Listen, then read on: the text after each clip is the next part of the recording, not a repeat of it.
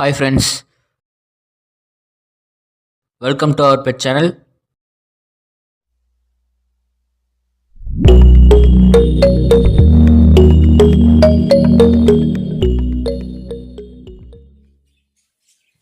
இன்றைக்கி என்ன டாபிக் பார்க்க போகிறோம்னா காக்டெயிலோட ப்ரீடிங் கேஜ் செட்டப் பற்றி தான் பார்க்க போகிறோம்.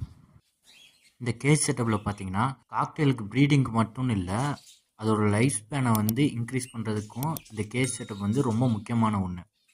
கேஜ் சைஸுக்கும் காக்டெயிலோட லைஃப் ஸ்பேனுக்கும் என்ன சம்மந்தம்னு கேட்டிங்கன்னா, நீங்கள் காக்டெயிலுக்கு நல்லா ஃப்ரீயாக ஃப்ளை பண்ணுற மாதிரி கேஜ் செட்டப் கொடுத்தீங்கன்னா தான் பேட்ஸ் நல்லா ஃப்ளை பண்ணி ஆக்டிவாக இருக்கும்.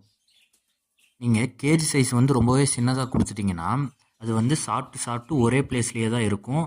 அதனால் பார்த்தீங்கன்னா கொழுப்பு கட்டி மாதிரியான நிறைய ஹெல்த் இஷ்யூஸ்லாம் வரும். பேட்ஸோட லைஃப் ஸ்பேனும் வந்து ரெடியூஸ் ஆகும். ஸோ முடிஞ்ச வரைக்கும் காக்டெயில் வந்து நல்லா ஃப்ளை பண்ணுற மாதிரி கேஜ் சைஸ் வந்து ப்ரொவைட் பண்ணுங்கள்.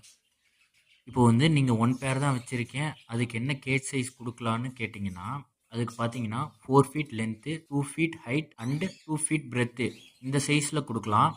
காக்டெயிலுக்கு வந்து நல்லா ஃப்ளை பண்ண வசதியாக இருக்கும். அப்படி இல்லைன்னா 3 feet length, 2 feet height, 2 feet பிரெத்தில் வந்து கொடுக்கலாம். இதுக்கு மேலே வந்து கேஜ் சைஸ் வந்து ரெடியூஸ் பண்ணாதீங்க. நீங்கள் கொடுக்குற கேஜ் சைஸை பொறுத்து தான் பேட்ஸோட லைஃப் ஸ்பேன் அண்டு பேட்ஸோட வந்து ப்ரீடிங் ரிசல்ட்டும் ரொம்பவே நல்லாயிருக்கும். நெக்ஸ்ட்டு கேஜ் செட்டப்பில் முக்கியமானது பார்த்தீங்கன்னா ப்ரீடிங் பாக்ஸ் ஆர் பாட்.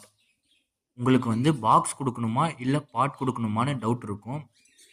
நீங்கள் பாட் வந்து ப்ரொவைட் பண்ணிங்கன்னா சம்மர் டைமில் வந்து ரொம்பவே பெஸ்ட்டாக இருக்கும். பட் என்ன கேட்டால் நான் வந்து ப்ரீடிங் பாக்ஸ் தான் யூஸ் பண்ண சொல்லுவேன்.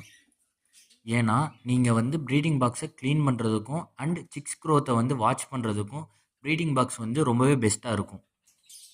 முக்கியமாக நீங்கள் வந்து பாக்ஸை வெளியில் ஃபிக்ஸ் பண்ணுறதுனால கேஜில் வந்து ஸ்பேஸு இன்னும் நல்லாவே இருக்கும். ஸோ நீங்கள் வந்து ப்ரீடிங் பாக்ஸ் யூஸ் பண்ணால் பெஸ்ட்டாக இருக்கும்.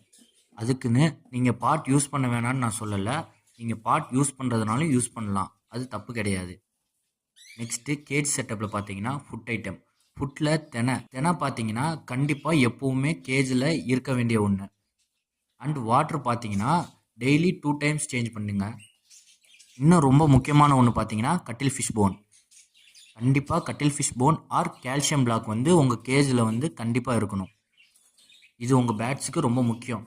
இந்த 3 விஷயம் வந்து ரொம்ப முக்கியமானது காக்டெயில் ப்ரீடிங்க்கு. இது இல்லாமல் பேசிக்காக சில திங்ஸ் இருக்குது, அது என்னென்னு பார்க்கலாம். கேஜில் வந்து ஸ்டிக்கு வந்து ஸ்ட்ரெயிட்டாக ஃபிக்ஸ் பண்ணணும். 2 ஸ்டிக்ஸை வந்து க்ராஸாக ஃபிக்ஸ் பண்ணுங்க. அப்போ தான் வந்து பேட்ஸ் ஒரு ஸ்டிக்கில் இருந்து இன்னொரு ஸ்டிக்கு ஃப்ளை பண்ணும். செகண்ட் பாயிண்ட் பார்த்தீங்கன்னா உங்கள் கேஜை வந்து சன்லைட் அண்டு ஏர் ஃப்ளோ இருக்க மாதிரியான பிளேஸில் ஃபிக்ஸ் பண்ணுங்கள். முக்கியமாக மார்னிங் வந்து சன்லைட் படுற மாதிரி ஃபிக்ஸ் பண்ணி வைங்க. தேர்ட் பாயிண்ட் பார்த்தீங்கன்னா கேட் அண்ட் டாக் மாதிரியான அனிமல்லாம் கேஜை அட்டாக் பண்ணாத மாதிரியான பிளேஸில் வைங்க. பேட்ஸ் வந்து பயந்துட்டா அப்புறம் ப்ரீடிங்கில் வந்து ப்ராப்ளம் வரும். பேட்ஸ் வந்து நம்ம இருக்க பிளேஸு சேஃபாக இருக்குன்னு தெரிஞ்சாதான் ப்ரீடிங் பண்ண ஸ்டார்ட் பண்ணும். லாஸ்ட்டு பாயிண்ட் பார்த்தீங்கன்னா பேட்ஸுக்கு க்ளீன் அண்ட் ஹெல்த்தி ஃபுட்டாக ப்ரொவைட் பண்ணுங்கள். பெட் பேட்ஸோட ப்ரீடிங்க்கு கேஜ் செட்டப் வந்து ரொம்பவே முக்கியமான ஒன்று. ஸோ நல்ல என்விரான்மெண்ட்டாக உங்கள் பேட்ஸுக்கு கொடுங்க. ப்ரீடிங் ரிசல்ட் நல்லாயிருக்கும்.